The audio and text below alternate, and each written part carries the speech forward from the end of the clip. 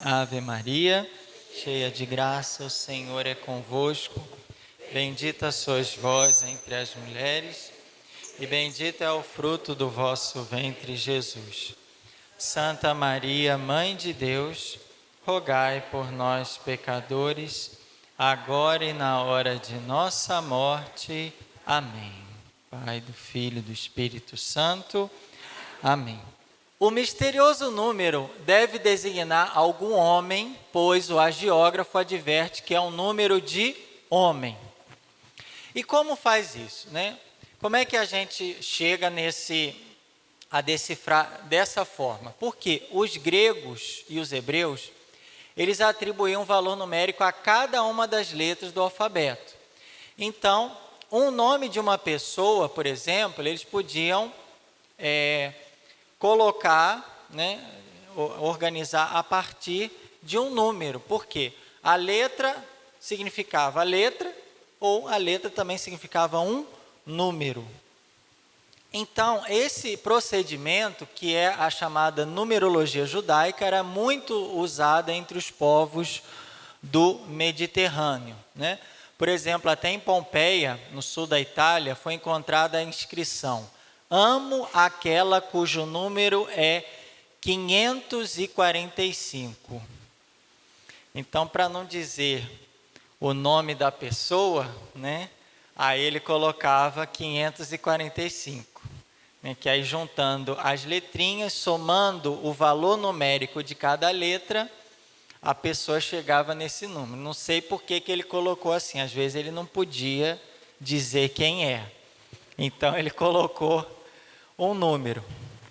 Então a gente tem aqui, por exemplo, no abecedário, né, abecedário hebraico, a gente tem o Aleph, Bet, Gimel. Cada letra dessa corresponde, ela tem um valor numérico.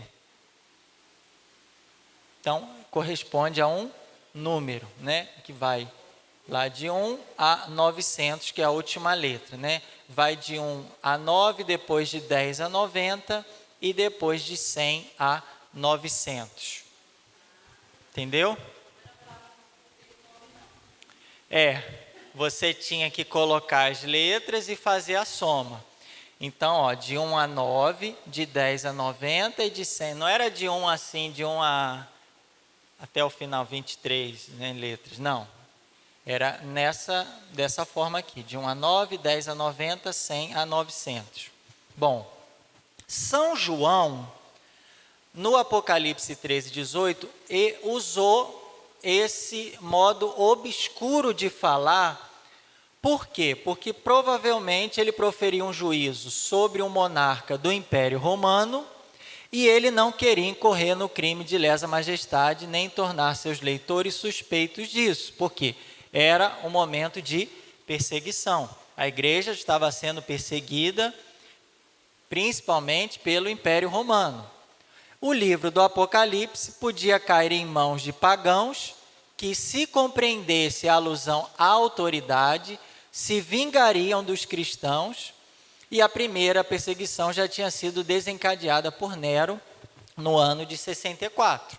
Aqui o Apocalipse já está mais ou menos ali no ano 100, né, no final do século I, porque de Nero em diante a igreja foi sendo, de modo mais sistemático, foi sendo perseguida. Então ali, a igreja perseguida, João queria levar uma mensagem de incentivo às igrejas, né, que estavam lá na Ásia Menor, e ele estava já exilado na ilha de Patmos. A gente vai ver isso com detalhes quando a gente for estudar o Apocalipse. Ele estava exilado na ilha de Patmos e queria levar esse ânimo, essa mensagem de ânimo à igreja que estava sendo perseguida. Só que para falar da perseguição, ele tinha que falar do perseguidor, mas ele não podia escrever o nome do perseguidor, senão, se encontrasse aquele manuscrito com o nome, eles iam matar a todos. Então, continuando, por isso, quando ele fala de Roma, se refere a Roma, ele fala da Babilônia, que está lá no capítulo 16, de um modo semelhante que fizera São Pedro em 1 Pedro 5,13. Né? São Pedro também, quando escreve a primeira carta dele, ele se refere de Roma, mas ele fala da Babilônia, ele não fala de Roma, para que os romanos, né, não conseguissem compreender de forma fácil, né? Por isso, quando a gente procura o personagem do número 666, entre os chefes do império contemporâneos, ou ele vai estar entre os chefes do império contemporâneos ou anteriores a São João, e não posteriores. Porque o problema da interpretação desse texto aqui é a gente pegar esse versículo e interpretar nos tempos atuais. Mas João não conhecia. Não, essa besta aí é o Hitler, por exemplo, como tem gente que já faz essa interpretação. Mas João não conhecia Hitler, ele não queria falar de Hitler, ele queria falar, e ele é bem claro aqui, olha, o leitor vai saber do que eu estou falando. Vai ser claro, né? João deixa isso claro aqui no Apocalipse 13, 18. Quem tiver entendimento, decifre o número da besta, pois o número representa uma pessoa. Seu número é 666. Ele está escrevendo para os leitores, quem tiver entendimento aí entre vocês, vocês vão saber de quem eu estou falando. Mas ele estava escrevendo pensando na comunidade da Ásia Menor. Não pensando daqui a 2000 anos, ele nem sabia que a gente ia chegar. O povo estava esperando até a vinda próxima, né, de Jesus lá. Ele vai falar de Hitler, eu não conheço o Hitler, ele vai falar de quem ele conhece, a pessoa.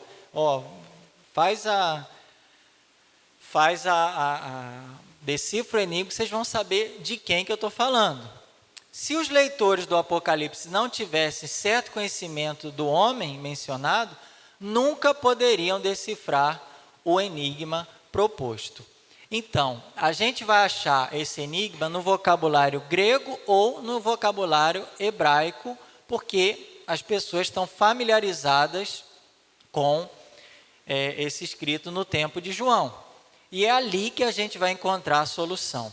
Não esquece o latim, né, porque não é o contexto da época, ainda não era o latim. Aliás, o latim, naquele século, no século I da era cristã, ele era só um dialeto falado aqui nessa região do Lácio, aqui na Itália, né? A gente tem a Itália, está vendo essa região marrom mais escuro? O latim estava começando aqui a ser falado nessa região do Lácio ainda, né? Era uma espécie de dialeto dessa região que ficava na Itália, na Península Itálica. E os leitores imediatos de João, eles não sabiam latim. Eles sabiam o quê? Grego e alguns ainda o hebraico, no máximo. Então, tendo dito isso, há 3 soluções mais ou menos plausíveis para o nosso enigma. Primeiro, Gaio César, que seria o Calígula, ou César Nero, né? Daí vem a Kaiser, né? A cervejinha aqui, tem um pessoal que gosta, né? Kaiser, né? De César, que é César, Nero. E a gente tem termos gregos que, escritos em caracteres hebraicos, perfazem a soma de 666. Como assim? Então, o que João fez? Ele pegou um termo grego e escreveu em caracteres hebraicos, para ficar um pouquinho mais difícil e interessante. O hebraico, né, o que ele usou então? Ele usou QSR, em caracteres hebraicos, e NRON, que perfazem a soma de 666. Como assim? O Q vale 100, o S 60, o R 200, o N 50, depois o R 200, o O 6 e o N 50. Deixa eu só confirmar esse aqui. Deixa eu ver esse 6 aqui, o que ele é. Ah, está aqui, ó.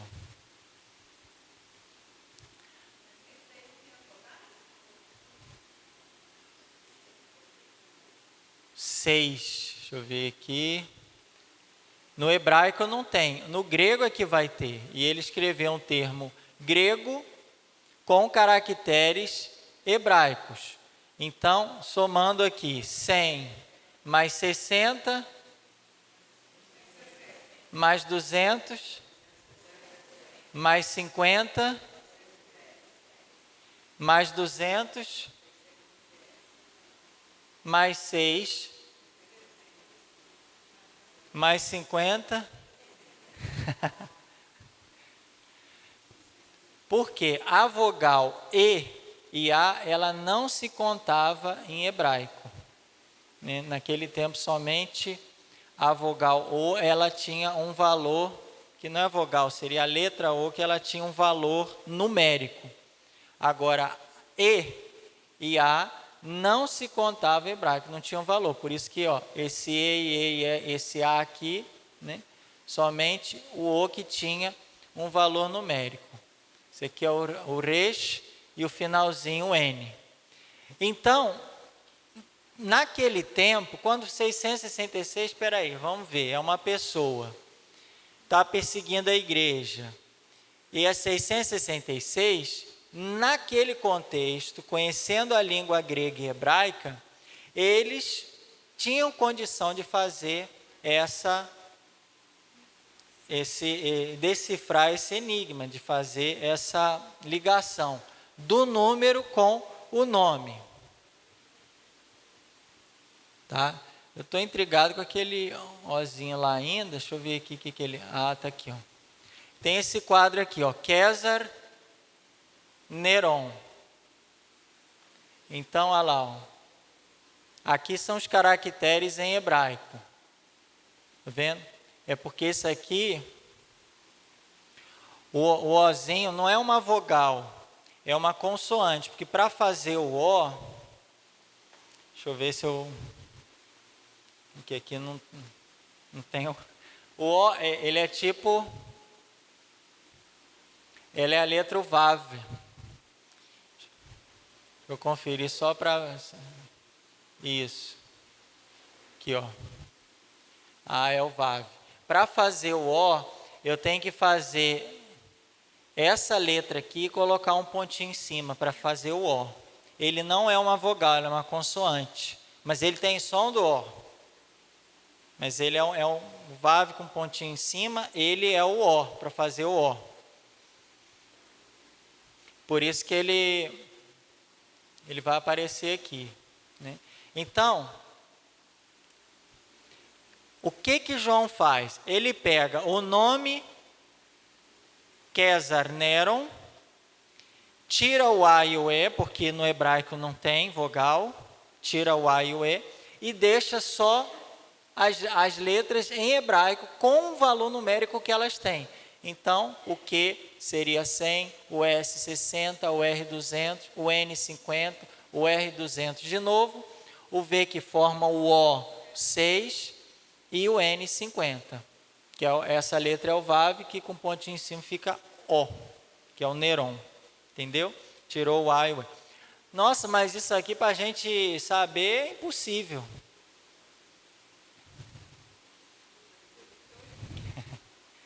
Mas para a comunidade que estava na Ásia Menor, que conhecia o nome grego do imperador e conhecia os valores numéricos das letras em hebraico, para aquela comunidade era possível. É uma pessoa, é uma besta, é uma fera, ou seja, alguém que está perseguindo a igreja.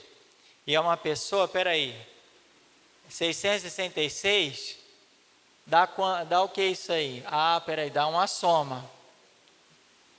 Começaram a montar e ficaria mais fácil dentro do contexto deles. Para a gente, nem sabe hebraico, tinha que saber hebraico, tinha que saber o grego e tinha que saber o valor numérico das letras. Para eles era possível. Agora, o que não dá para fazer, e aí a gente vai... Vocês entenderam então como que era formado isso? Porque falar que era Nero, falar que ela Nero. Tá até bonitinho aqui, gordinho, né?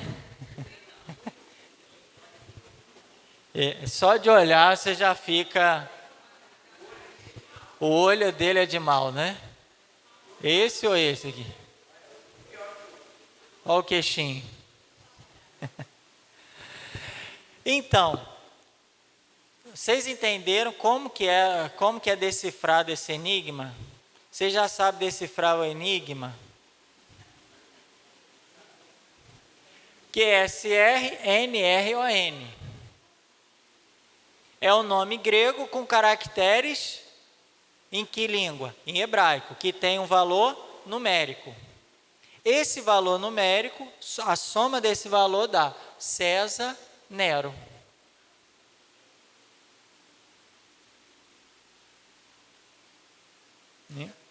Que é o enigma decifrado. Brilhante? Sem vergonha. Tudo bem? Bom, à luz do que foi dito, a gente vê que qualquer sentença que procure na língua latina ou entre personagens posteriores ao século I a interpretação do número está fora de propósito. O problema é que as pessoas pegaram esse número e começaram a aplicar a pessoas fora de contexto, depois do século I. Né? Olha lá. Em alguns nomes para os quais aponto. Já falaram que esse 666 era imperador Juliano o Apóstata, que morreu em 363. Já falaram que era o invasor Huno Átila, Maomé. Já falaram que era o Papa Bonifácio VIII, Inácio de Loyola, Lutero, Rei Luís XIV da França, o imperador Napoleão, Adolf Hitler, etc, etc, etc. E há também quem diga, e até hoje eles falam isso, os adventistas do sétimo dia, principalmente, que o Papa traz na tiara, que o Papa tem na tiara, o título latino de Vicarius Filii Dei. Título latino, que língua que é? Latim. Né? Os adventistas falam que na tiara do Papa, quando o Papa usava, né? Até os papas anteriores eles usavam, depois, agora só usa mesmo a mitra, mas antigamente o Papa usava, aqui a gente tem Pio XII com uma tiara. Eles falavam que na tiara do Papa, nesse chapelão aqui que o Papa usava antigamente, tinha Vicarius Filii Dei. Mas que língua é Vicarius Filii Dei? Latim. João escreveu em grego. A comunidade conhecia grego e no máximo hebraico. Por que João ia colocar um número que é de outra língua em latim e de um papa e de papa que vieram em períodos posteriores, e que essa expressão seria... Aí eles pegaram as letras em latim, os caracteres em latim, e falaram que Vicarius Filii Dei, então se a gente somar aqui 5 mais 1 mais 100, vai dar os 666. Só que vem cá, Vicarius Filii Dei, vigário do Filho de Deus. Vocês já ouviram esse título relacionado ao Papa? Vigário do Filho de Deus? Isso é o quê? Eles tiveram que fazer uma adaptação de um título que, na verdade, o Papa nunca recebeu esse título. Ele é vigário de Cristo, né? Mas vigário do Filho de Deus, eles tiveram que fazer uma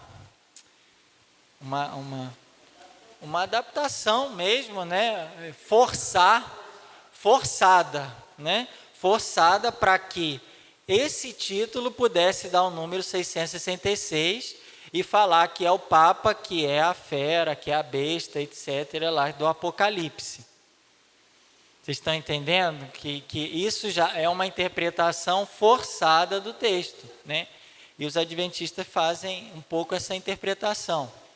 O mesmo total por exemplo, se a gente colocar aqui Latinus Rex Sacerdos, né?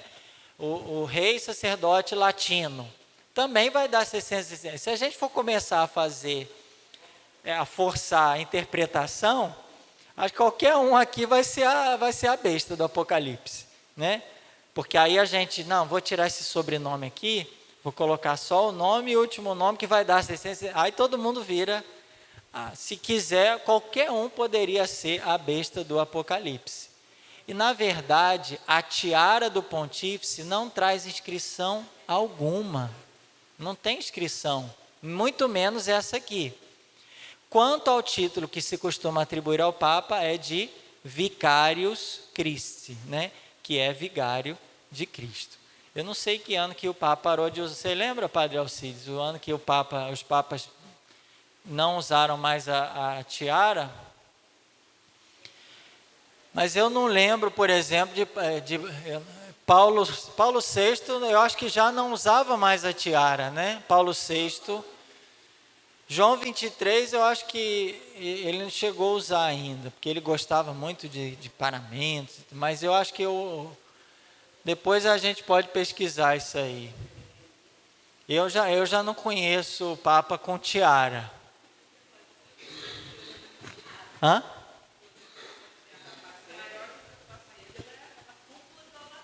Ah, tá. Comparando com o que a gente conhece a tiara hoje, que é só um arco, né? Mas o nome que a gente chama é tiara, mas segundo André, deveria ser chamada a cúpula da Basílica. Mas era um distintivo, né, do Papa, um sinal em vez da mitra, eles usavam a tiara. E a gente vai vendo muita fantasia aí, né? Eles vão longe com essa, por exemplo, fala até que seria o próprio Jesus, Jesus Nazareno. Aí se eu pegar algumas iniciais aqui, o próprio Jesus Cristo seria então a besta do Apocalipse ou o anticristo, quer dizer, ele seria o contrário dele mesmo, inimigo dele mesmo. Se a gente pegar... Pois a gente vai chegar nela lá, né? Essa foi a sentença do rabino Davi Berman, né, em 1918, no escrito dele, porque se a gente começar a forçar, o próprio Cristo vai ser anticristo do Cristo, dele mesmo. Se a gente forçar esse tipo de interpretação. E houve um escritor americano, David Goldenstein, advertiu que o nome de Ellen Goldwhite, que é a profetisa dos adventistas, né, do sétimo dia, o nome dela tem também o valor numérico 666. Se a gente pegar Ellen Goldwhite, o próprio adventista que fala que é o Papa, o anticristo, o nome da fundadora deles, da profetisa lá, também dá 666. Então, gente, a gente tem que interpretar o texto dentro do seu contexto, dentro da época, da geografia, de quem que era o destinatário, né?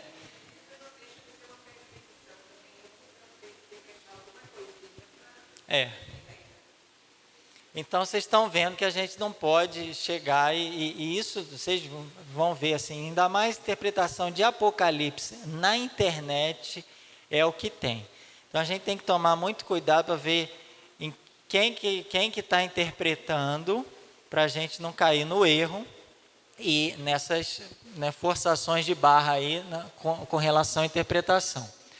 Agora, partindo para uma reflexão serena, a gente observa que, segundo a mentalidade mística antiga, o número 666 indicava precariedade ou derrota. Por quê? Porque ele é um algarismo 6, que é 7, que é o símbolo da perfeição, truncado, né? Menos 1. Ele é um quase 7. Então, na numerologia, né, judaica, o 7 é um símbolo da perfeição. Tem muitos 7 na Bíblia, né? A gente mesmo está estudando o livro de Jó. E Jó teve 7 filhos e 7 filhas e 7.000... no rebanho dele tinha 7.000 cabeças e tudo era o 7, que é o símbolo da perfeição. O 6 é o da imperfeição, porque é o quase 7, é o 7 truncado, né? É o 7 menos 1. Ou um 12, que é outro símbolo da perfeição, cortado pela metade. Quer dizer, 6 é a metade de 12. 12 são as 12 tribos, os 12 apóstolos, né? E quando a gente tem o 6, é a metade, quer dizer, é algo que é imperfeito. Por isso, o indivíduo com 3 6, um do lado do outro, né, alguém que está entregue à ruína. Tal era a sorte que São João queria atribuir a Nero ou aos perseguidores dos cristãos e ao anticristo, né?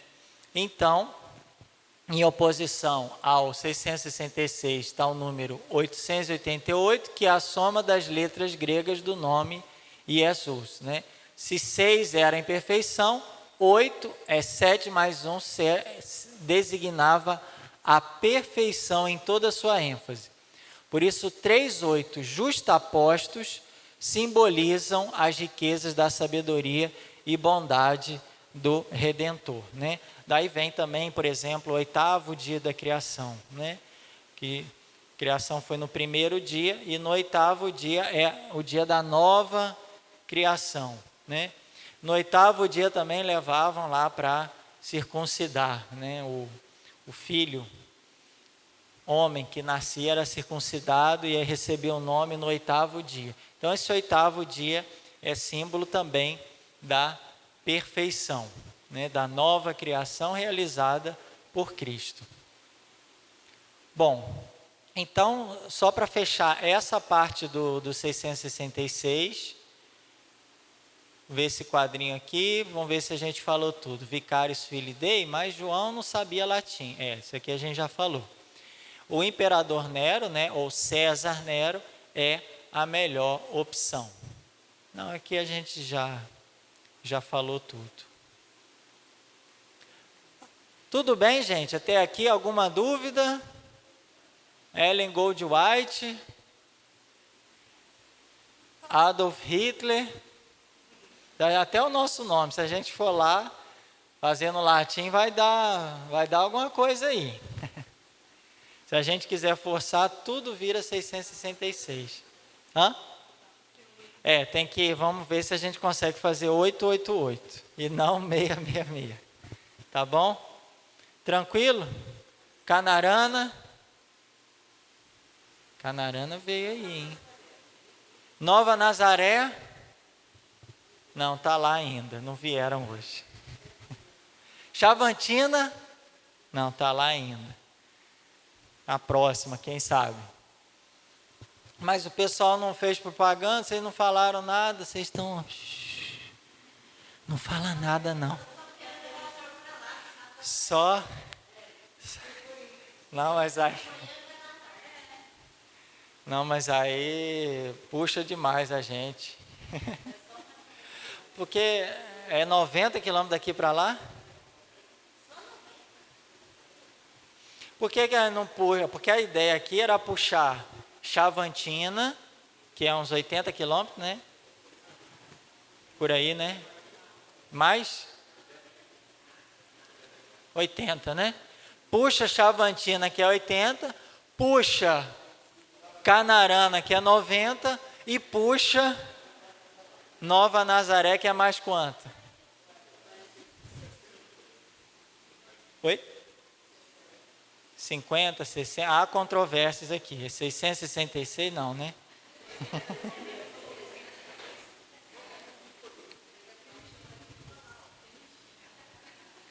Aqui, Nova Chavantina aqui, gente, ó.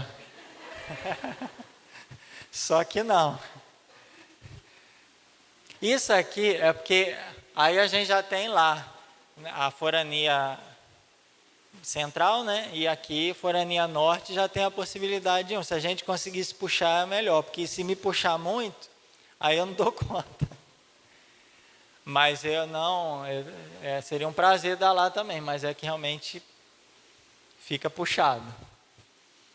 E se conseguisse puxar de lá, ficaria melhor. Bom, outra questão de interpretação. A gente acho que já falou um pouquinho, mas irmão, hebraico, lembra? Isso aqui é um Aleph, que a gente começa a ler, não é é da direita para a esquerda, então é um Aleph, e esse aqui é um Het, então irmãos de Jesus no sentido de semita, parente, quer dizer, parente, sobrinho. Esse irmão de Jesus não é só irmão, mas ele pode ser primo, tio, sobrinho, etc, né? Como a gente tem lá em... Nossa, que livro que é esse aqui, gente? Muito bem, Crônicas, primeiro livro de Crônicas,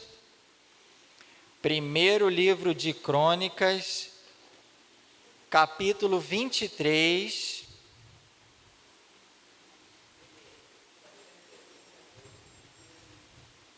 Primeiro livro de Crônicas, capítulo 23, versículo 21.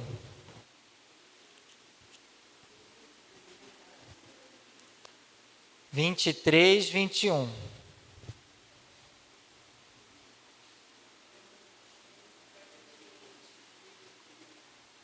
Seria isso mesmo? 21, 22.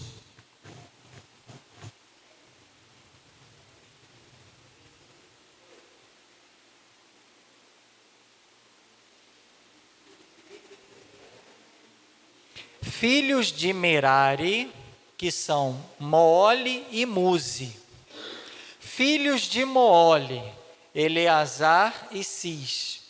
Eleazar morreu sem deixar filhos, mas teve filhas que se casaram com os filhos de Cis, seus parentes. Como é que está aí na...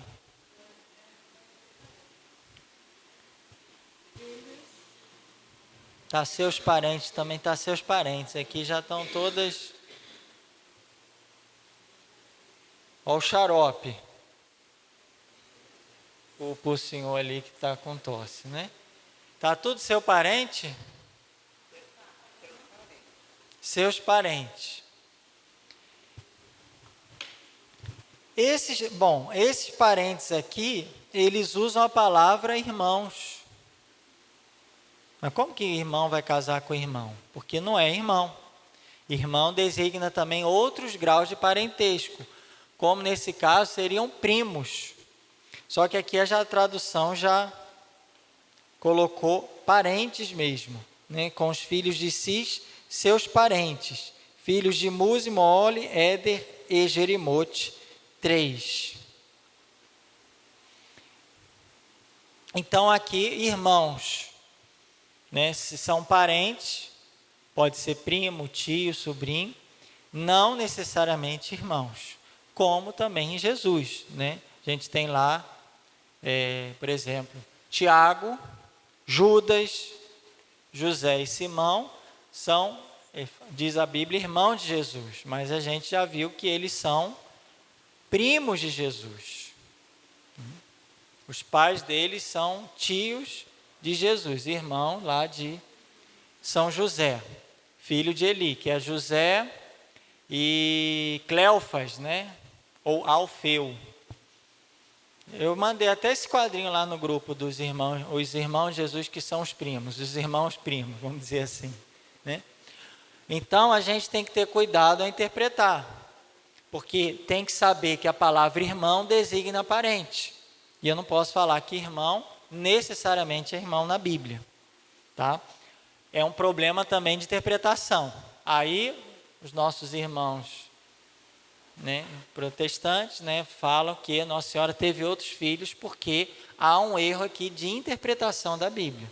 É justamente o que a gente está falando, como interpretar a Sagrada Escritura.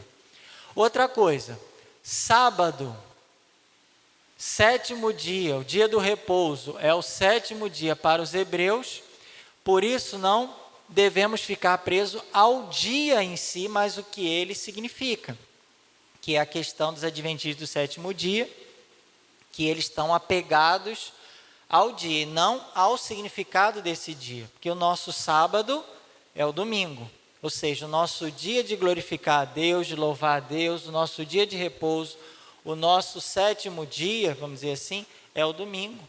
Por quê? Porque o Senhor ressuscitou no domingo. O domingo é o primeiro dia da semana. As comunidades se reuniam sempre no primeiro dia da semana, que é o domingo.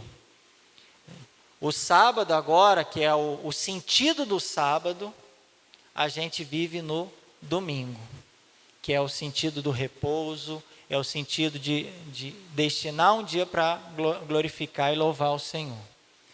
Então, só que tem muita gente apegada ao dia em si. Não, é sábado, porque é sábado que são os adventistas do sétimo dia. Por isso que eles falam que, como Jesus não mudou nada da lei, não, Jesus não tirou uma vírgula, nem nada da lei, né?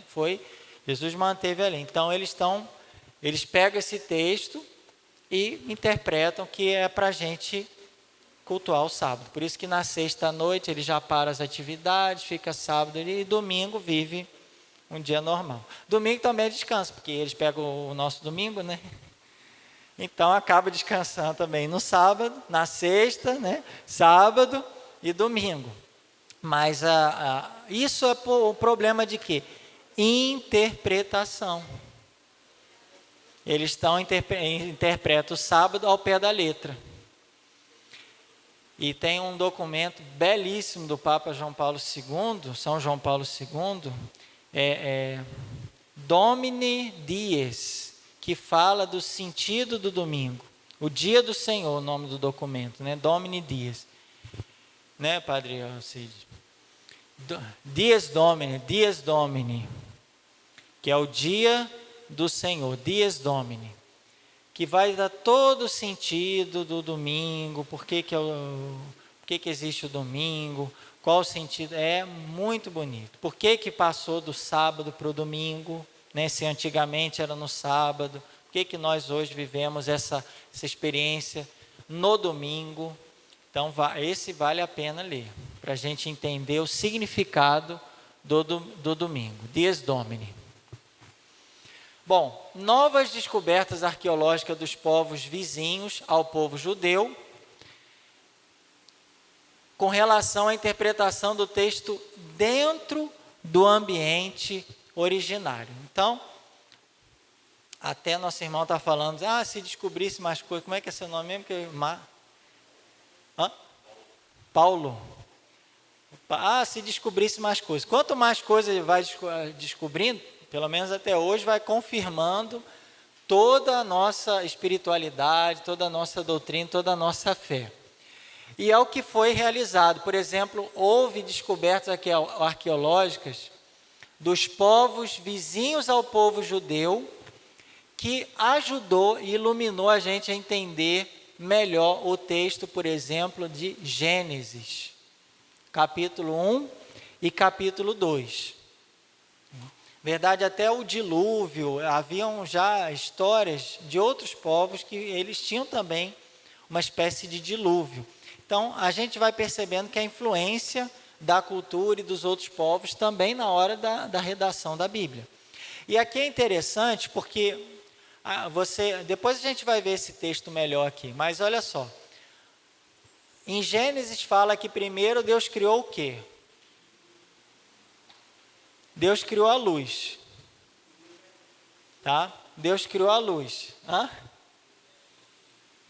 Mas no quarto dia, bom, a luz agora aqui está vindo aonde?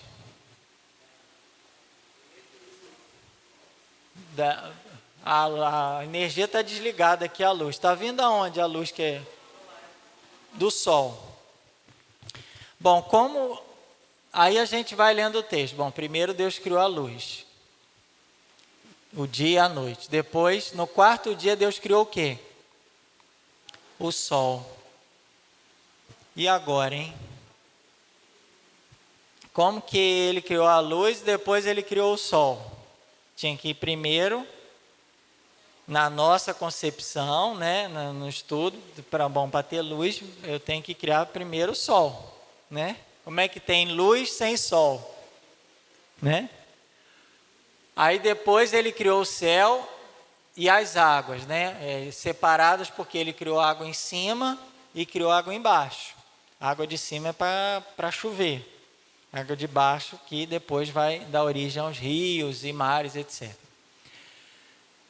Ele criou depois oceanos, terras e plantas. No quarto dia o sol, as estrelas. No quinto dia peixes e aves. No sexto dia animais e as pessoas. E no sétimo dia descansou. Finalmente pegou a redinha lá e deu aquela descansada boa. Bom, esse relato aqui é um hino da liturgia judaica. Então era um hino que eles cantavam, rezavam lá na liturgia dos judeus, antigamente. Né?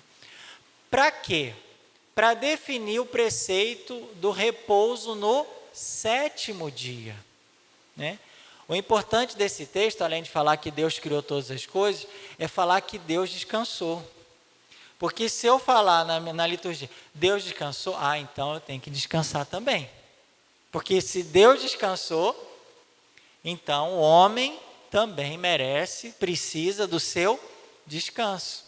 Então, por isso que a importância desse sétimo dia, de falar que Deus descansou. Depois a gente sabe que isso aí é uma metáfora, né? Um símbolo, é uma narração simbólica, porque o próprio Jesus fala, meu Pai não descansa, e eu também não descanso. Né? A obra, imagina, se Deus descansar um segundo, a criação some, tudo acaba, porque quem mantém toda a criação é Deus, é a providência dele. Se ele dá uma cochilada, né? Ainda bem que não tem ninguém descansa nem no sétimo dia, nem agora, né? Mas se Deus descansar 1 milésimo de segundo, tudo volta para o vazio, o buraco negro, né? Tudo, a criação acaba, porque tudo é obra dele e Deus mantém com a sua providência toda a obra da criação. Se ele por 1 segundo ele descansar, vamos dizer assim, como a gente entende, ele dormir, né? Ele der um cochilo, acabou. Né? Que mistério é esse? Deus não dorme nem cochila, né? O Senhor não dorme nem cochila. O Senhor está sempre cuidando da gente, vigiando a gente, né? Com a sua providência, Deus está acompanhando. Às vezes a gente acha que Deus está dormindo. Igual Jesus dormiu lá na barca, pegou um travesseiro e a barca lá, quase dando pirueta, igual o pessoal andando de jet ski aí, e a barca lá no meio do mar, e não, Deus está dormindo. Deus não dorme, Deus não cochila. O dia que Deus dormia, a criação toda volta para o vazio. Então Deus está sempre cuidando da gente, sempre. Deus, em nenhum momento da nossa vida, Ele parece que está dormindo, às vezes Ele faz de conta que está dormindo, para a gente ter fé, para a gente aumentar crescer a nossa fé. Falei, eu vou fingir que estou dormindo, porque aquele povo lá da fé, de fé, eles estão meio fracos. Ele parece, mas ele nunca descansa, ele está sempre cuidando da gente, cada segundo, mesmo na doença, na dificuldade, na angústia, quando a gente perde alguém, quando a gente sofre algum problema, Deus está cuidando da gente sempre, 24 horas por dia, cada segundo Deus está lá. E tem até aquela parábola, né, moderna das pegadas na areia, né? Vocês já ouviram falar, né? Que quando no momento mais difícil não tinha 2 pegadas, era uma de Deus segurando a gente no seu colo. Então, aqui é uma metáfora, né? Aqui é uma simbologia. Por que o homem precisa descansar? Porque Deus descansou na obra da criação. E o homem precisa dedicar um dia para o Senhor. A gente falou da Bíblia como um livro humano. Mas a Bíblia também é um livro divino. E quando a gente fala da Bíblia um livro divino, a gente tem que levar em conta uma coisa chamada analogia da fé. O que é a analogia da fé? É o conjunto das verdades da fé que foram transmitidas pela tradição da igreja. Então, quando a gente é a coerência, a relação que existem entre as verdades da fé. Uma verdade da fé, ela não está isolada de outra verdade da fé. Por exemplo, você falar que hoje é dia de Nossa Senhora Aparecida, né? Você falar assim, Maria foi concebida sem o pecado original, né? Maria, quase que eu estou pisando na extensão. Maria foi concebida sem o pecado original, que é a Imaculada Conceição. Que dia que a gente celebra esse acontecimento? 8 de dezembro? 8 de dezembro. Você confirma? Não, não tenho certeza não. Dia 8 de dezembro. A cola foi boa. Dia 8 de dezembro, nós celebramos Imaculada Conceição, que significa o quê? Que ela foi concebida, por isso Conceição, concebida sem a mácula, ou seja, sem o pecado original. Por quê?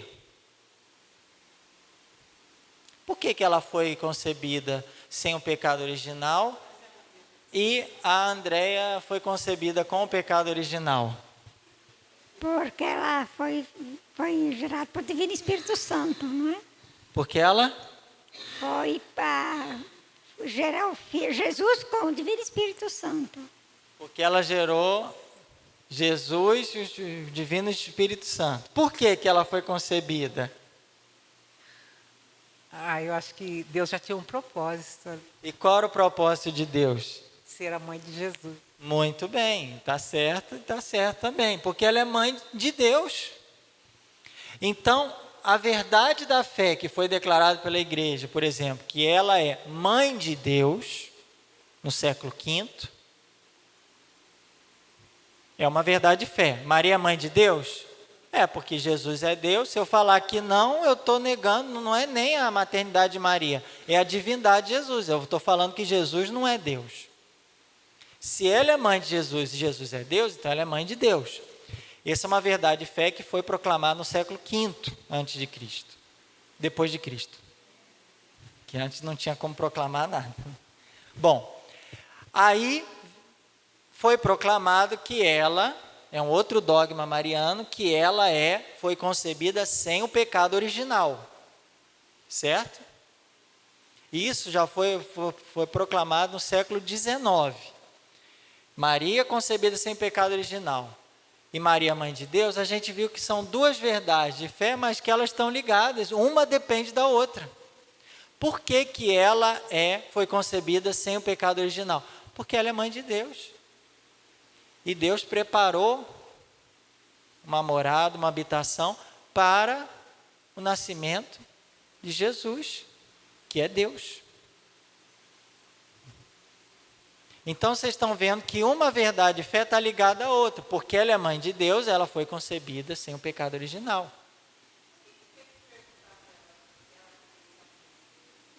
Oi?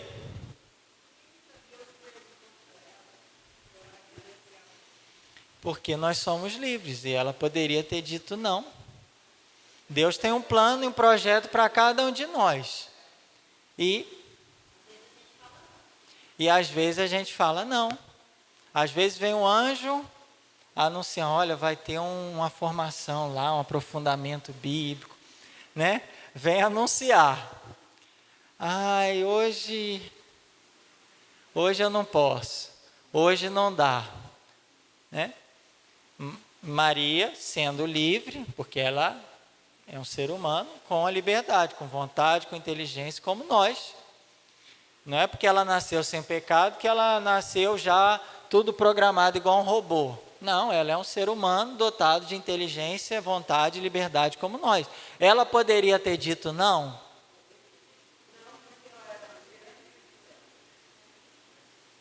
Mas ela poderia ter falado, ai não, anjo. Como a gente fala, vê a vizinha ali, ó. Não, mas Deus escolheu você, como Deus escolhe nós. Quantas pessoas Deus escolhe? São muitos os convidados, Quase ninguém tem tempo. Ah, hoje eu não tenho tempo, né? Quantas pessoas Deus convida e chama? Nós estamos aqui porque dissemos sim. Eis o servo, eis a serva do Senhor, vamos embora. Mas tem aqueles que dizem não, que é a maioria, né? Infelizmente a maioria diz não. Mas Maria poderia ter dito não? Poderia. E se ela dissesse não? O plano e o projeto dela era bem mais importante às vezes que os nossos, né? Não, ela estava bem preparada, mas ela poderia ter dito não. Senão Deus não ia perguntar, né? Não vou perguntar porque eu sei que ela vai dizer sim. O Espírito Santo já vai lá e organiza lá.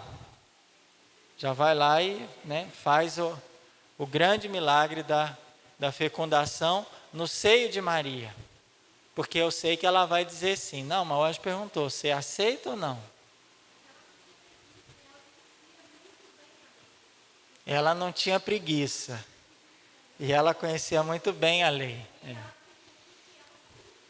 E tantas outras pessoas conhecem a lei. Até o demônio conhece a lei. Ele conhece a Bíblia inteirinha, mas ele não segue. A diferença é que ele não conhece. Isso aqui tudo ele já sabe. Ele sabe tudinho que a gente está estudando, só que ele não segue. Fala nosso irmão Rui.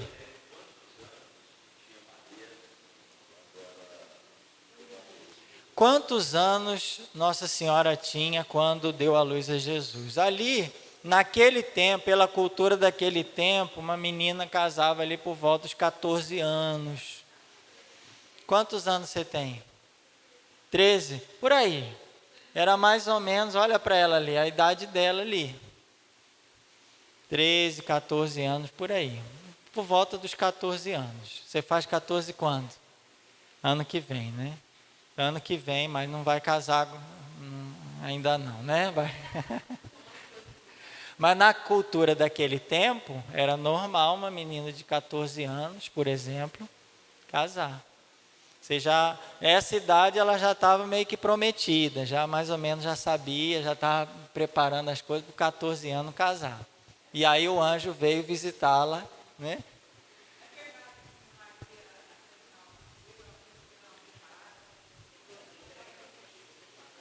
Ela entrou no convento para se preparar, Maria. Nem tinha convento naquela época, como é que ela ia entrar? Pode ser um livro, uma história apócrifa, né? Como a gente viu. Mas é complicado, né?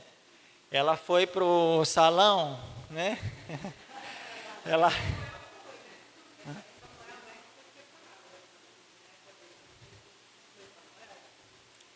no livro de Samuel, foi.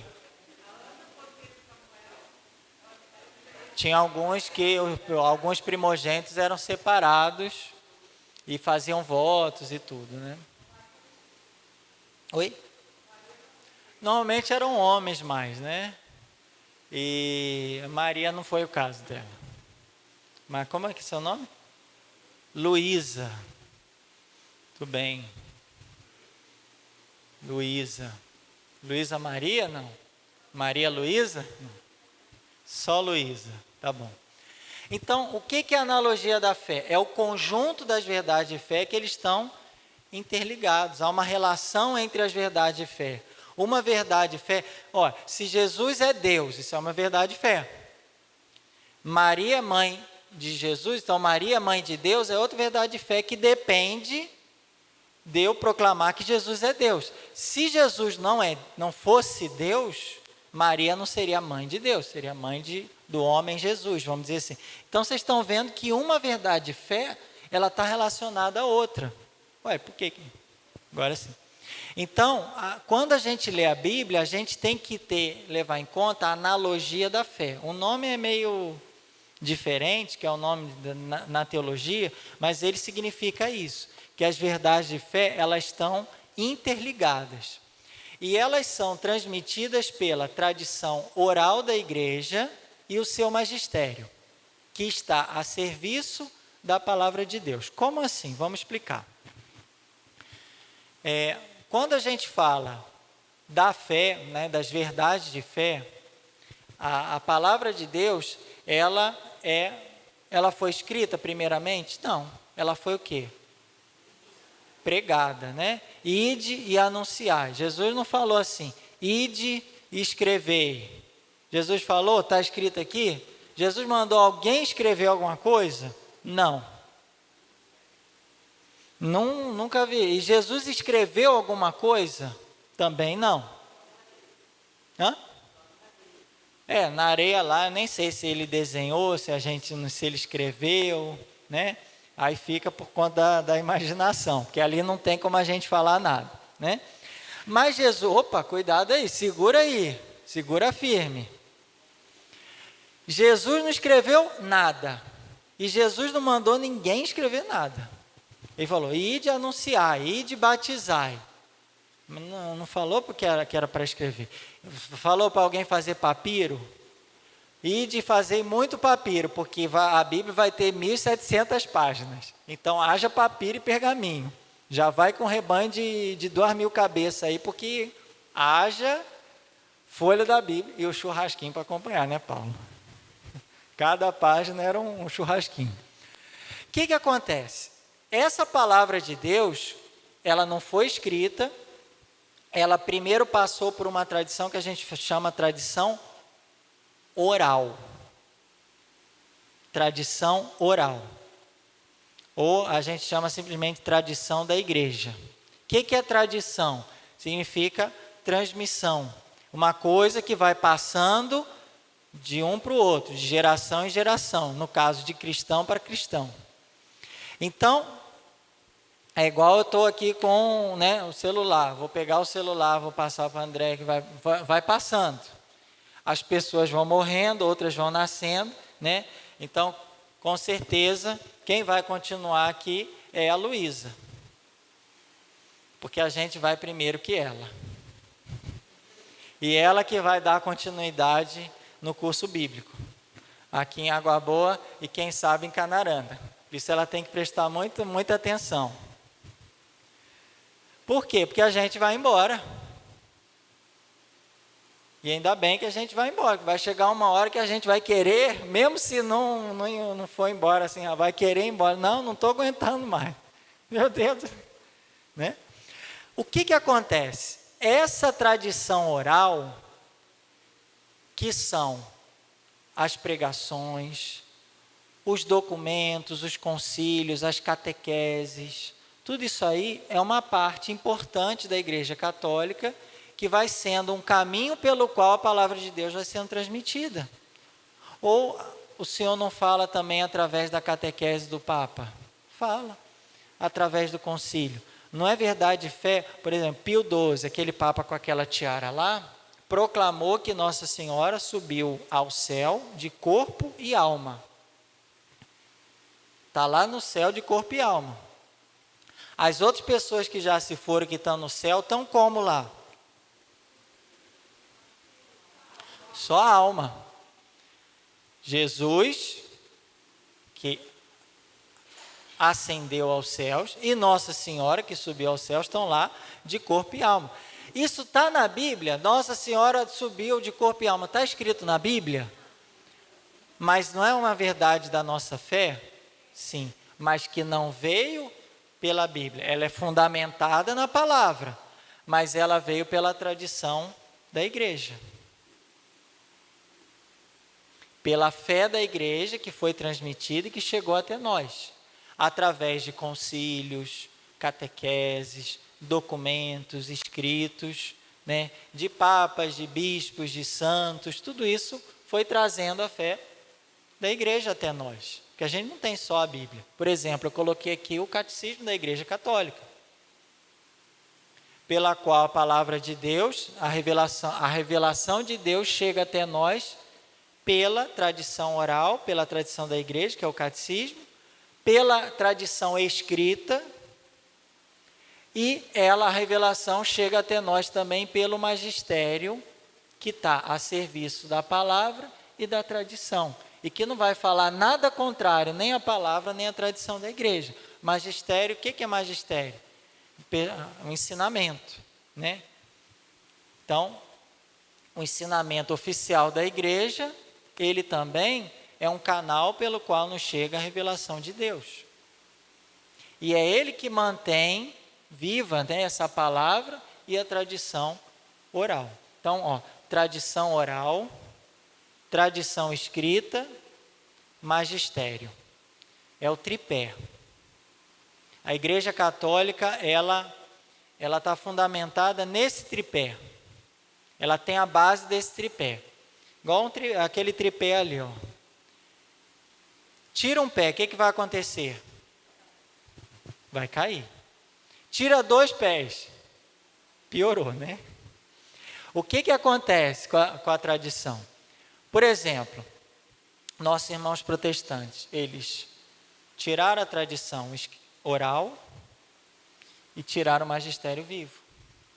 Então eles estão tipo Saci Pererê, né? Eles estão só na palavra. Por isso que eles falam, o que está escrito aqui, eu acredito. Está escrito na Bíblia? Então, muito obrigado, eu não quero. Por quê? Porque eles estão, para eles, o critério de verdade, de fé, é só esse aqui. Mas para a gente, esse é um dos 3, que é a tradição. Isso aqui é o que mesmo? Tradição oral, tradição escrita e o magistério vivo da igreja. Magistério. Se vocês quiserem, para simplificar, tradição, Bíblia e magistério. Mas é que o nome técnico é esse, tradição oral, tradição escrita e magistério. Mas para simplificar, a tradição, a Bíblia e o magistério. Porque a Bíblia também é tradição, só que ela é escrita. E aqui é tradição oral, mas tem documento também. Então pode confundir. Essa tradição oral são documentos, é os concílios, são as pregações, é a catequese do Papa, né? Que vai, catequese que os papas vão fazendo também, vão fazer os documentos que os papas vão lançar, ou já lançaram. E aqui é um ensinamento oficial que mantém essas tradições vivas para nós e nos transmitem a revelação de Deus. Quem falou isso? O Concílio Vaticano II. A revelação de Deus, ela se dá pela tradição oral, tradição escrita e magistério. Luísa, aqui é o quê?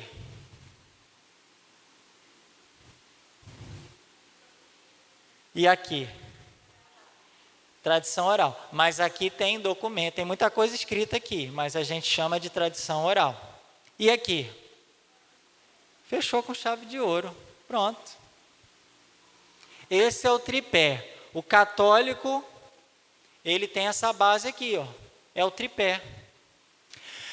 E o que a gente tem na Bíblia, como livro divino, são os tipos ou figuras. Isso é muito importante, essa parte. Por quê?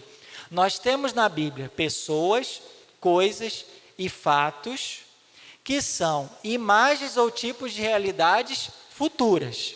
Então, por exemplo, eu tenho coisas no Antigo Testamento que são imagens ou tipos de realidade que vai acontecer no Novo Testamento. Tem pessoas no Antigo Testamento que vão ser figuras, imagens de pessoas que vão aparecer no Novo Testamento. Tem isso na Bíblia? É o que mais tem. E é o que a gente vai ver agora. Por exemplo, quando Jesus fala, a palavra de Jesus, o Pai é maior do que eu, João 14, 28. Não pode ser entendida como se Jesus fosse inferior ao Pai. Aliás, como creem as testemunhas de Jeová. A gente percebe que a gente não pode entender isso como se Jesus fosse inferior ao Pai, porque aí a gente está em desacordo com a nossa fé, que fala que Jesus é consubstancial ao Pai, ou seja, ele e o Pai têm uma só substância, uma natureza. Jesus é natureza divina e o Pai é natureza divina, como a gente vê em outras passagens bíblicas, João 14, João 10. Quer dizer, se eu pegar o João 14, 28 isolado, eu vou sair da... Né, eu vou interpretar de maneira errada e sair da minha fé, que diz que o Pai e Jesus são uma só substância, uma só natureza, que é a natureza divina. Porque o Pai é Deus? Sim ou não? Jesus, ufa, ainda bem. Jesus é Deus? O Espírito Santo é Deus? Sim. Então, os três são natureza divina. Mas são três o quê? Três pessoas diferentes. O Pai é uma pessoa, Jesus é outra pessoa, o Espírito Santo é outra pessoa, né? Então, será preciso reconhecer que Jesus, sendo Deus, é igual ao Pai. Mas, como homem, ele é inferior.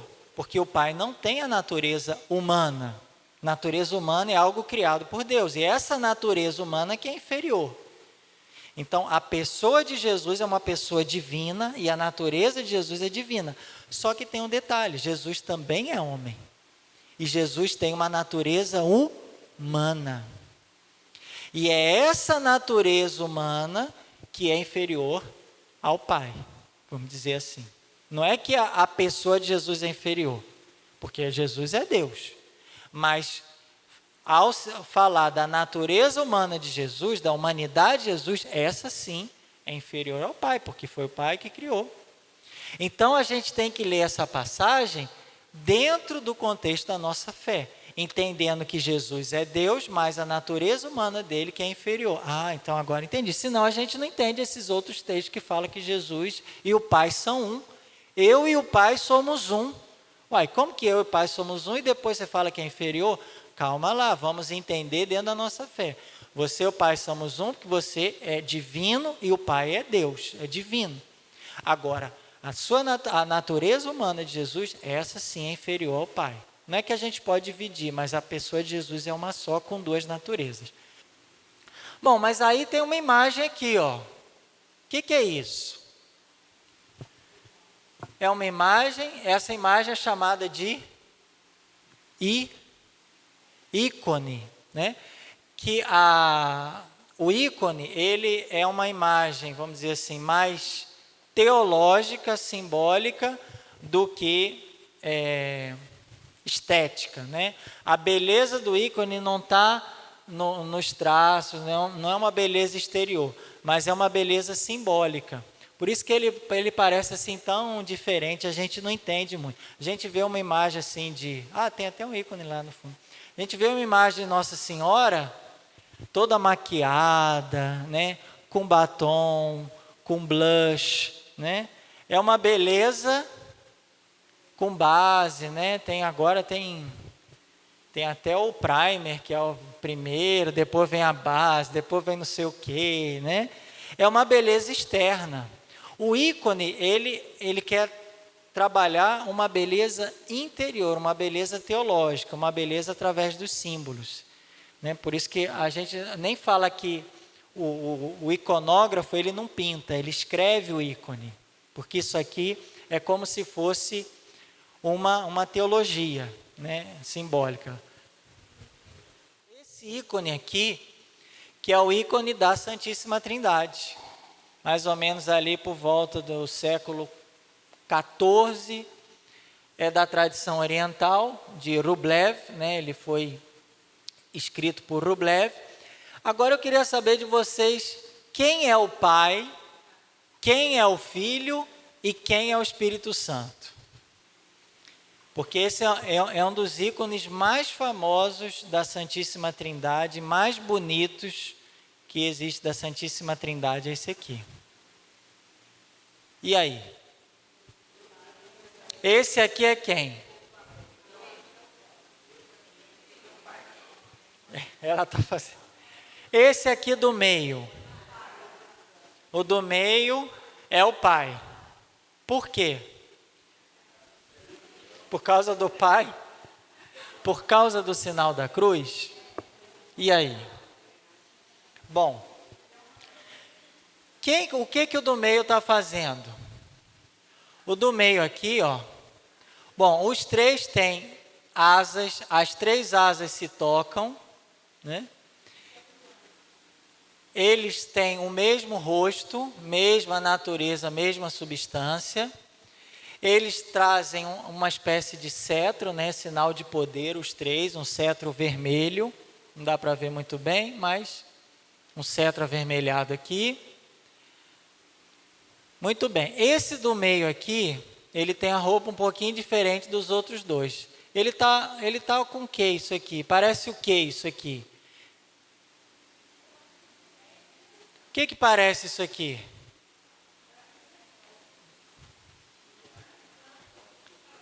O que parece isso aqui? Muito bem. Quem falou? Sabia que ia ter alguma colinha. Isso aqui, ó, é uma estola. Quem que usa estola? Além do Padre Alcides. O Padre Alcides usa estola porque ele é um sacerdote. E ele é sacerdote porque quem que é o sacerdote? O sumo e eterno sacerdote. Quem? O Pai, o Espírito Santo ou o Filho? O Pai? O Filho? Quem que é o sacerdote? O Pai, Jesus ou o Espírito Santo?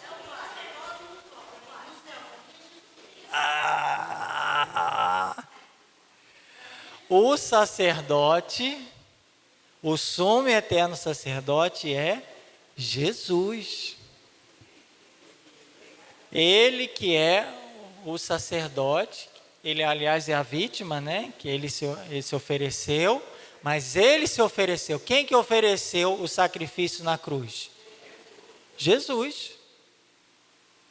E quem que foi a vítima do sacrifício?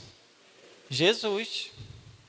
Então, ele está com a estola aqui porque ele é o sacerdote. E ele está fazendo o que no cálice aqui? Está vendo que tem um cálicezinho?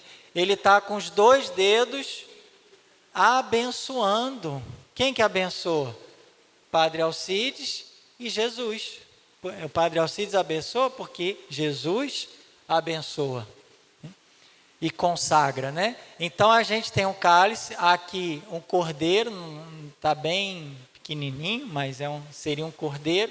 E aqui a gente tem o altar, né? Olha lá, Jesus que está com a estola abençoando o altar. E esse é Jesus também por causa desse símbolo aqui. O que é isso aqui? O que parece isso aqui?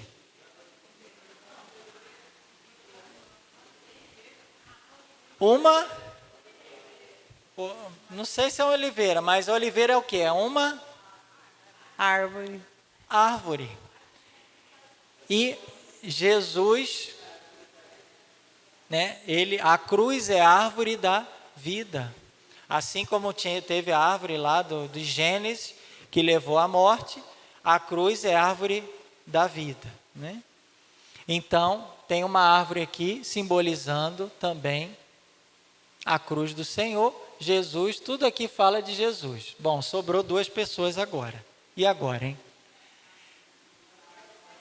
Agora vocês já vão ser mais espertos e reparar os elementos. O que a gente tem aqui em cima? O que é isso aqui?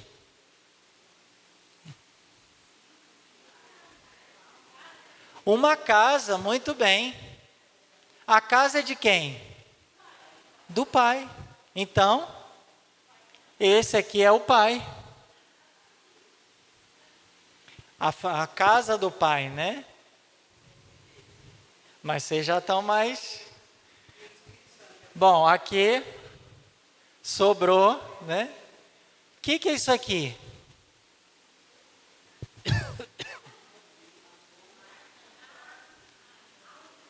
O quê?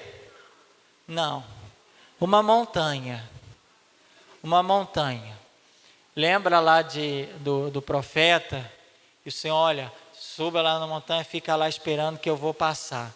sempre as manifestações, as grandes manifestações de Deus, as grandes revelações se dão numa montanha. É ali também que o Espírito Santo se manifesta, né? Passa como uma brisa suave, é a transfiguração, Jesus subiu sempre a montanha. Então, é o lugar da manifestação do Espírito Santo. Ele gosta muito de montanhas, né? É o lugar da experiência de Deus.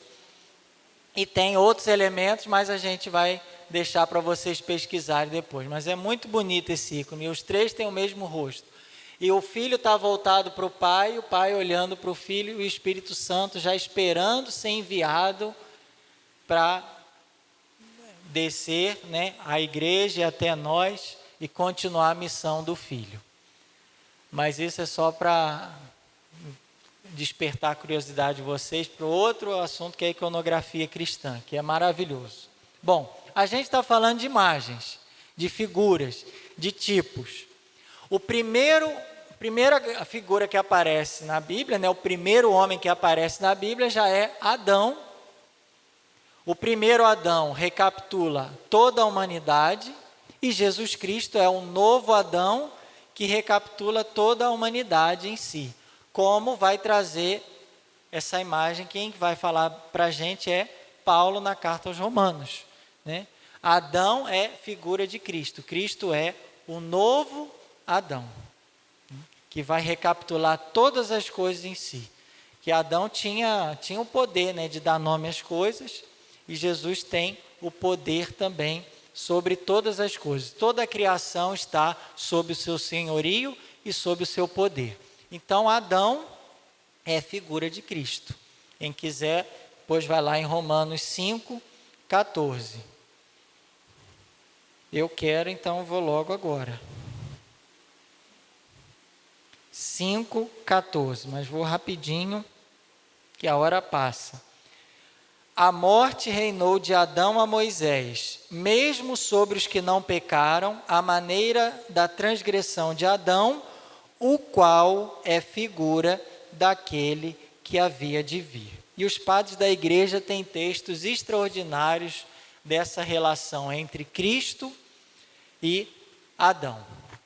Outra figura que aparece no Antigo Testamento, dessa vez uma figura misteriosa, é o Melquisedeque, rei de Salém. Esse Melquisedeque, ele não tem genealogia, né? Ele chegou, o pessoal não sabe quem que é filho dele, quem que é pai dele, quem que é avô dele. Normalmente as pessoas sempre têm uma história. Ele chegou do nada, né? Nesse sentido, Melquisedeque, vai dizer a carta aos Hebreus 7, é uma figura perfeita de Cristo. Melquisedeque, para quem quiser, está em Gênesis 14, e a carta aos Hebreus, capítulo 7, vai falar sobre essa relação entre Jesus e Melquisedeque. Capítulo 7, 1-6. Olha lá. Este Melquisedeque, rei de Salém, sacerdote de Deus Altíssimo, saiu ao encontro de Abraão, quando este regressava da vitória sobre os reis, e o abençoou. Abraão entregou a ele o dízimo de tudo. Primeiro, seu nome significa rei de justiça, e ele é também rei de Salém, isso é, rei da paz, né? Salém vem de Shalem, que é Shalom. Já ouviram falar de Shalom, que é paz, significa paz. Sem pai, sem mãe, sem genealogia, sem início de dias, nem fim da vida, ele se assemelha ao Filho de Deus e permanece sacerdote para sempre. Então, Melquisedeque não tinha pai, não tinha uma genealogia, assim como Jesus, que é eterno. Jesus, como Deus, né, a gente sabe, como homem, ele teve o início lá, nasceu da Virgem Maria, etc. Mas ele é o Filho de Deus, ele é Deus eternamente, a segunda pessoa da Santíssima Trindade. E como Deus, ele não tem início nem fim. Por isso que esse Melquisedeque, que é essa figura misteriosa do Antigo Testamento, ele é figura de Cristo. Ele aponta a Cristo. Ele é um tipo ou...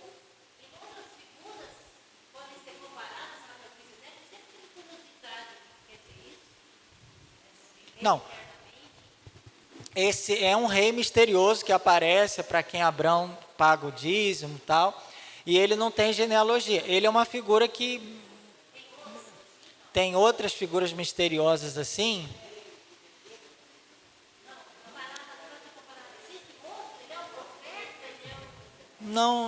Ele é um chamado Rei da Paz. Ele é não se sabe muito bem da onde ele veio, para onde ele foi, quem que é a família dele. Ele é uma figura misteriosa. Tem outras figuras assim? Tem, por exemplo, os 3 anjos que foram lá visitar Abraão. Abraão sempre tinha essas figuras assim misteriosas. Foram lá 3 homens, né? Como se fossem anjos visitar Abraão. Estão lembrados? Se não me engano, é Gênesis 18, que ele visita, ele dá comida e fala, e depois eles anunciam, olha, no ano que vem, quando a gente voltar, a sua esposa vai ter um filho, porque era estéril, ela não podia ter filhos, que é a Sara.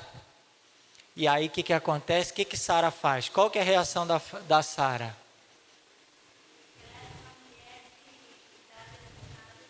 Isso, e quando ela ouve, ela está lá dentro e ouvindo a conversinha de Abraão.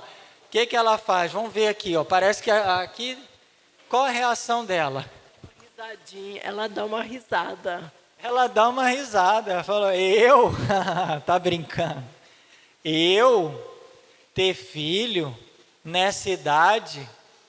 Aí ela dá essa foi a reação dela, né? Ela não acredita, né?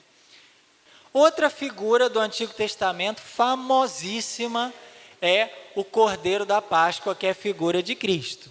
Isso aqui a gente não precisa nem explicar muito, né? Cordeiro lá da Páscoa, do Êxodo, estavam saindo, comeram o cordeiro, e Cristo, que é o Cordeiro de Deus, apontado por João Batista, né? Eis o Cordeiro de Deus. E depois São Paulo vai dizer também na primeira carta aos Coríntios 5, 7. 1 Coríntios 5, 7. De fato, nosso Cordeiro Pascal, Cristo, foi imolado. Outra figura de Cristo, a serpente de bronze,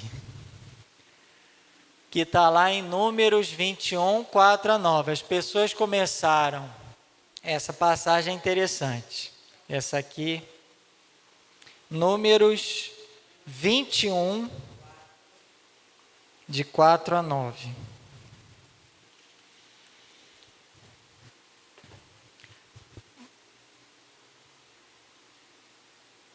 Partiram então do Monte Or, pelo caminho do Mar Vermelho, para contornarem a terra de Edom. No caminho, o povo ficou impaciente e pôs-se a falar contra Deus e contra Moisés. Por que nos fizeste subir do Egito para morrermos no deserto? Não há comida nem água, já estamos com nojo desse alimento miserável. Então o povo estava um pouquinho reclamando um pouco, né? Estamos com nojo disso aqui. Então o Senhor mandou contra um povo serpentes venenosas que os mordiam, e muitos do povo de Israel morreram. Né? O povo começou a reclamar, né? E aí começou a vir serpente venenosa. A pior serpente é a língua, né? Essa tem um veneno que mata mesmo, mata o próximo e mata a nós mesmos. É um veneno autodestrutivo.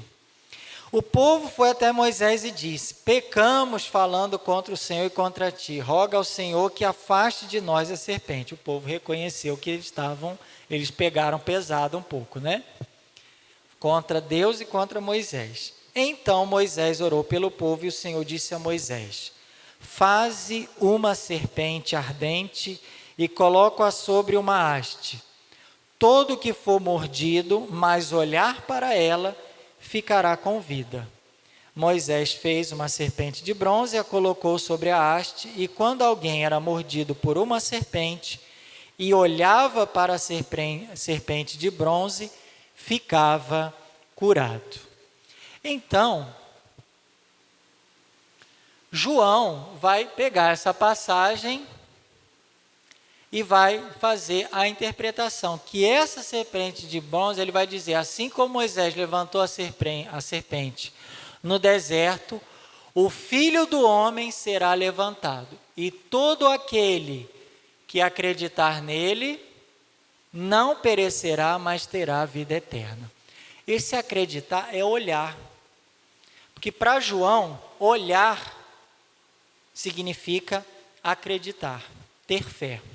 Quando a pessoa olha, a pessoa tem fé.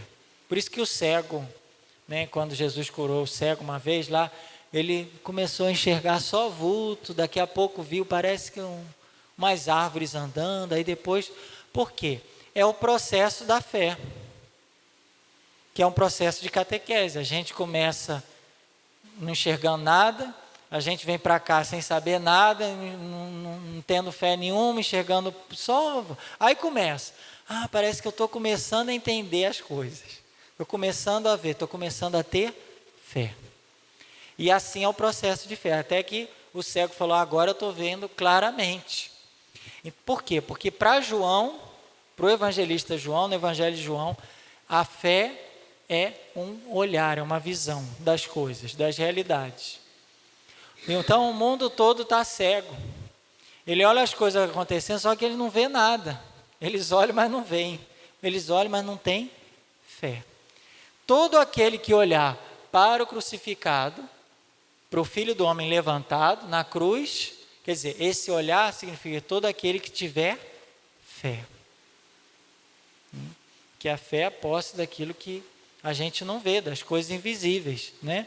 É um olhar diferente, é igual a gente não está vendo nada, aí coloca o óculos, estou vendo nada, está tudo embaçado, aí coloca o óculos da fé, agora eu vejo tudo. É um olhar diferente. Às vezes o mesmo acontecimento, a gente pode fazer uma leitura jornalística, sei lá, vamos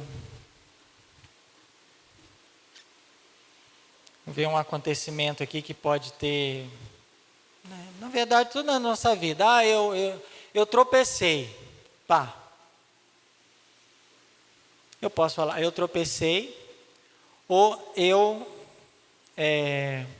evitei um acidente maior. Porque no mesmo instante que eu tropecei, passou um carro em alta velocidade e eu não tinha visto.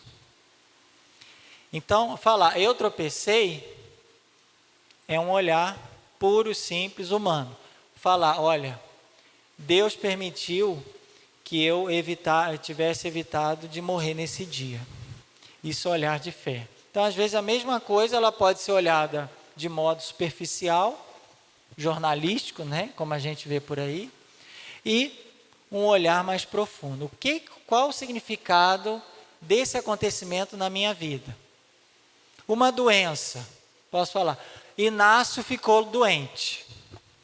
Ponto. Ou eu posso ver na doença um grande plano da providência de Deus, porque graças à doença de Inácio de Loyola, foi fundado os jesuítas, eles viraram grandes, nós fomos evangelizados no nosso continente, e hoje o Papa Francisco é um jesuíta, quer dizer, o Papa de hoje, graças à doença de um homem lá na Idade Média, lá no século XVI, lá que ano que Inácio morreu. Então, às vezes, uma doença a gente pode ver, fiquei doente. Não. Às vezes, não era para eu ter vindo mesmo semana passada. A gente tem que pensar assim. De repente, podia ter acontecido algo pior, de repente, né, muitas pessoas não poderiam participar, Muita gente está aqui hoje que não pôde estar, não poderia ter estado na semana passada. Até o pessoal falou no grupo, não é? Quem que? Teve alguém que falou lá, ainda bem que mudou, porque senão não ia poder vir. De repente era para você vir, que hoje é um dia especial para você. De repente Deus não queria falar com mais ninguém, Deus só queria falar com você e para você de algo especial. Esse é o olhar de fé. Esse é o olhar que a gente sabe e reconhece que nós nunca estamos sozinhos. Nós somos sempre amparados e cuidados por esse Deus providente.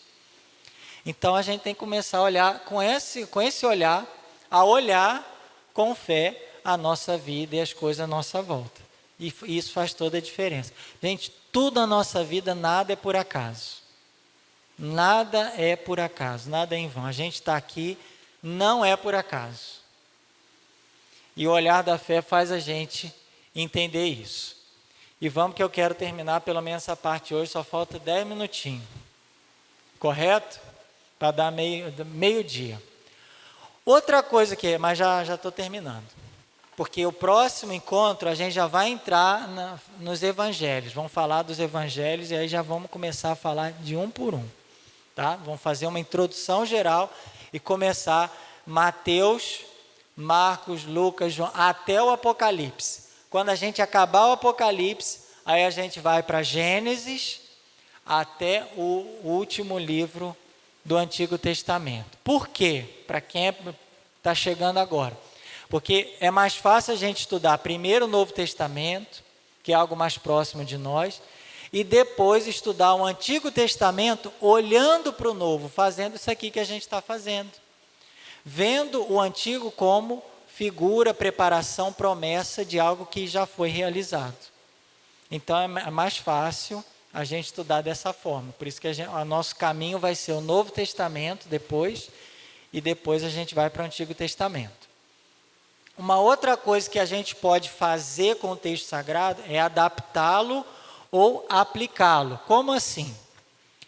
Se Maria concebeu Jesus, ela pode ser chamada a sede da sabedoria divina. Né? Aliás, é uma das invocações que a gente fala, ela é a sede. Por quê? Jesus não é a sabedoria divina, não é a palavra de Deus, não é a sabedoria de Deus. Então, quem que recebeu essa sabedoria? Quem que foi a sede dessa sabedoria? Foi Maria. Então, a gente pode aplicar a Maria, mesmo o texto não falando de Nossa Senhora, não sendo uma figura direta, mas a gente pode fazer algumas aplicações e adaptações do texto. Por exemplo, Eclesiástico 24:24, que agora não, ele é chamado mais de quê? Conhecido mais como o quê? Esse Eclesiástico aí. Que a tradução oficial da CNBB, ela não... Sirácida, muito bem, porque é o livro de Jesus, filho de Ben Siraque. 24:24.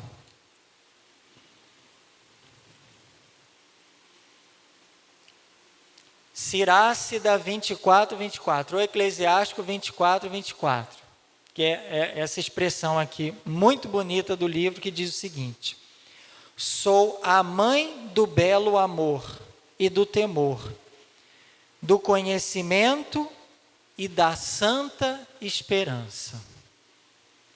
Quem que é o amor, o conhecimento, a sabedoria? Quem que é? Não é Deus? Jesus não é a sabedoria de Deus, Jesus não é o amor, né? João fala, Deus é amor. Então, quem que é a mãe que a gente poderia aplicar esse texto aqui a quem? Maria. Mesmo ele não falando diretamente de Maria, mas a gente pode, por quê? Quem que é o amor? Quem que é a sabedoria? Quem que é a nossa esperança? Não é Deus, não é Jesus? Então, a mãe do belo amor é Maria. Ela é a mãe da santa esperança. Bonito, né? Nesse dia a gente meditar sobre isso. Então, tem alguns textos que a gente pode aplicá-los ou adaptá-los, mas sempre de acordo com as verdades de fé. Eu não posso adaptar uma coisa e fugir da doutrina, da verdade de fé. Aí não dá. Aí eu caio numa heresia, né? Aí eu saio do caminho da verdade. Pediu o padre Alcides, então, para fechar com chave de ouro.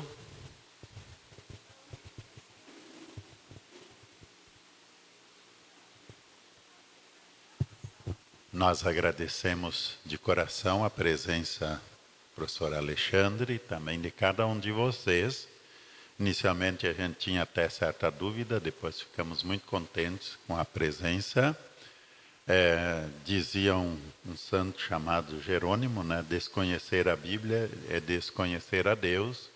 Conhecer a Bíblia é estar mais próximo dele. E hoje, festa de Nossa Senhora Aparecida, tudo que ela faz é nos conduzir ao seu divino Filho. Fazei o que ele vos disser. Então a gente tem momentos que tem que optar, né? É importante ir lá no cemitério, limpar o túmulo, acender uma vela, rezar. Não se esqueçam de rezar, né? E dentro do contexto da nossa novena que fizemos, né? Guardar com muito carinho, com muita ternura, a lembrança dos que fizeram parte e fazem parte da nossa história. Especialmente os valores, os verdadeiros valores a gente não pode esquecer. Então, pedimos a benção sobre todos nós, para que tenhamos uma boa continuidade da jornada, às 19 horas a celebração, quem puder, né? E um bom final de semana. O Senhor esteja convosco, Ele está no meio. Pela intercessão da Mãe Aparecida, vos abençoe e acompanhe o Deus Todo-Poderoso, o Pai, o Filho e o Espírito Santo. Amém. Dia 2, estamos aí, então, 8 horas. E mais uma vez, parabéns às crianças.